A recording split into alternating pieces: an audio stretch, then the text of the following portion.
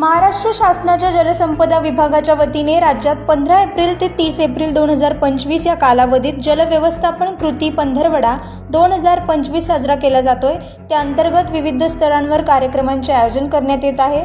पेठ तालुक्यातील शेतकऱ्यांसाठी कार्यकारी अभियंता निलेश पाटील यांच्या मार्गदर्शनाखाली आज पेठ तालुक्यातील करंजाळी येथे मारुती मंदिरात शेतकरी संवाद या उपक्रमाचे आयोजन करण्यात आलं होतं। या उपक्रमांतर्गत शासनाच्या कृषीभूषण पुरस्काराचे मानकरी असलेले यशवंत गावंडे यांनी परिसरातील शेतकऱ्यांना पाण्याचा काटकसरीने वापर आणि सेंद्रिय शेती या विषयावर मार्गदर्शन केले। तसेच तालुक्यात पाऊस भरपूर प्रमाणात पडत असून त्याचे योग्य नियोजन नसल्याने अनेक भागात फेब्रुवारी नंतर पाणी टंचाई भासते, त्या संदर्भात योग्य नियोजन करण्याचे सुचवले। आपण आज बघतोय की इस्रायल सारखा देश जिथं 250 मिलीमीटर पाऊस पडतो, इस्रायल सारखा देश 250 मिलीमीटर पाऊस पडतो आणि तो आज जगातला शेतीतला अग्रगण्य देश आहे।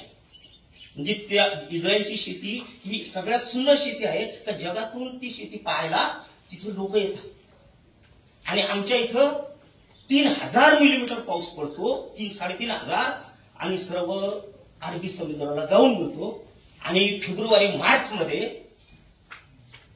आमच्या इथं प्यायला पाणी नाही म्हणून गावोच्या गाव ओसार झालेले आहेत आणि ते कामावर बासके बांधून लोक पोरं सोडून घेऊन निघून गेलेले।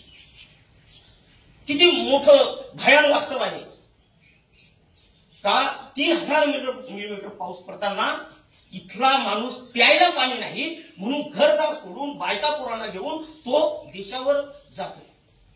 वाईट आहे।